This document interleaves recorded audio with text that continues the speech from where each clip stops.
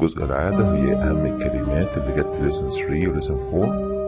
ball ball coin coin figure figure magazine magazine necklace necklace papyrus papyrus pot pot ring ring the Museum of Islamic Art the Museum of Islamic Art tool tool vase vase web page web page chemical chemical clay clay design design ingredients ingredients insect insect mix mix popular popular senate senate.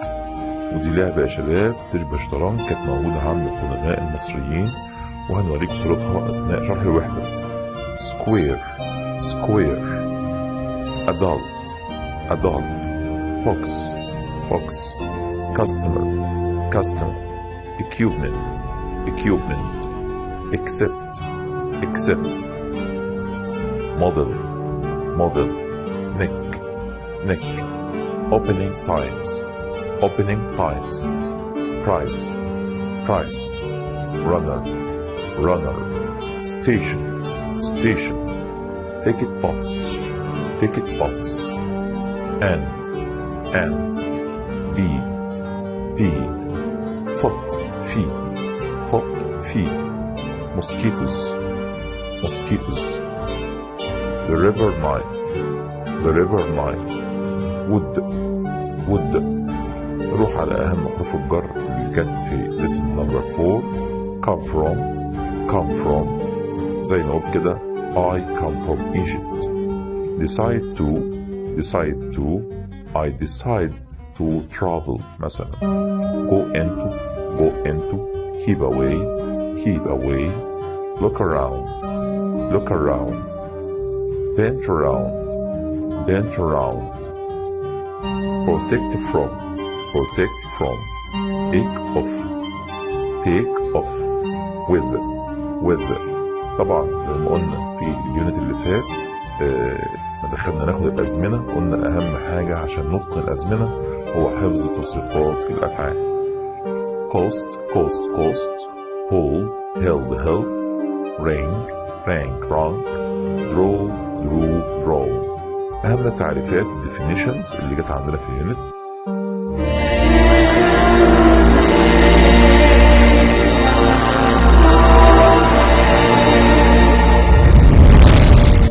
تنفعنا جدا في سؤال الاختيارات.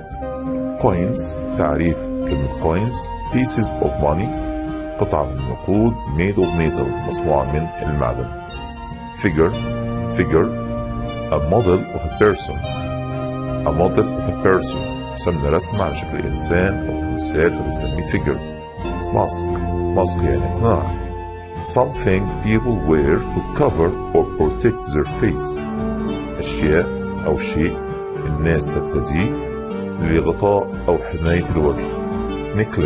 necklace jewelry مجوهرات you wear ترتديها around your neck حول العنق.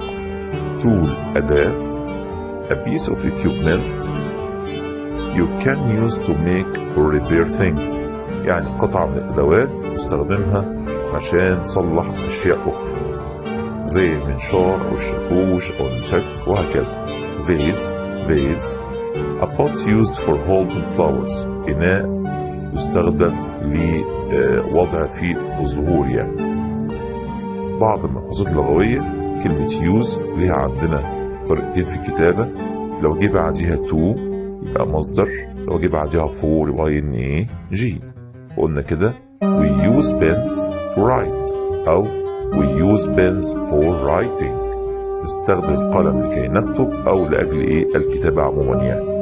يبقى use لو جه بعديها حرف جر to يجي بعدها infinitive وقلنا infinitive يعني مصدر والمصدر عبارة عن فعل مضارع بدون أي إضافات. أما لو جه بعد use حرف جر for يبقى ing والعكس يا شباب. لو جبنا لنا في الامتحان كلمة use وبعديها مصدر يبقى نختار كلمة to. لو جبنا لنا بعد use بعديها ing نختار كلمة A for. هنا بنتعلم النهارده في الكتابة how to describe object in your house. ازاي تصف المقتنيات او الاشياء اللي موجودة داخل منزلك. فبعض الجمل هنا ممكن تنفعنا جدا في الامتحان، وهنشوف عندنا حالا ايميل دلوقتي على الموضوع دوت. Our homes today are more، في عن الصفة ممكن عندنا more comfortable مثلا than they were before. منازلنا اليوم أكثر راحة مثلا من في الماضي. I live in a أو an house. I live in a big house أو a large house. It's عايز أقول موقعه. It's in Cairo. It's next to the school. أي موقع ينفع. There are many objects يعني مقتنيات which we use in the house. المقتنيات أو الأشياء اللي بنستخدمها في المنزل we use كذا. يبقى عندنا كده we use the fridge، نستخدم الثلاجة to keep food fresh عشان نحافظ على الطعام طازج. we use it to كذا زي ما قلنا من شوية. next to جنب الثلاجة مثلا أو next to the fridge there is a mixer، في خلاط. وابدأ أتكلم على المقتنيات اللي جوه الشقة زي التلفزيون، المروحة، الدفاية، الثلاجة وهكذا. في الآخر خالص ممكن أقول عندنا I like my house a lot، بحب جدا المنزل بتاعي. تعالى نشوف نموذج للكتابة في وصف المنزل اللي أنت عايش فيه.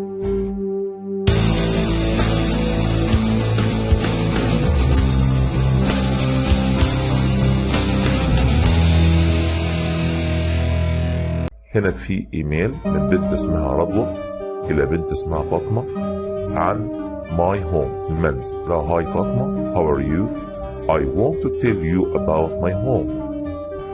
Our homes today are more modern. منازلنا النهاردة أحدث بكتير than they were before، أكتر مما كانوا فين في الماضي.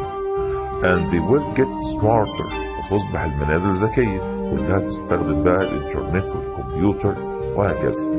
I live in a quite small but beautiful house. عايشة في منزل صغير لكنه جميل. My home is near the river، ده بجوار النهر. So fresh and cool air comes to our home. لأن احنا عايشين جنب النهر فالهواء المنعش والبارد بيدخل فين داخل المنزل. There are many important objects، في أشياء كثيرة، مقتنيات كثيرة مهمة which we use in our house.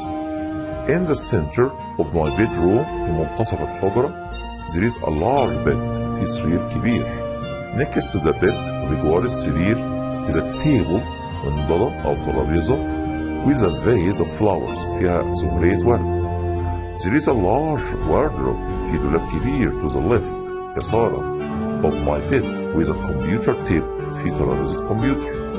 cupboards دولاب and shelves وأرفف built into it، يعني الدولاب بتاعي معمول كده في حاجة اسمها built in، مدمج جواه، يعني ترابيزة كمبيوتر وفي دولاب تاني وفي عندنا أرفف، كل ده مدمج داخل الدولاب.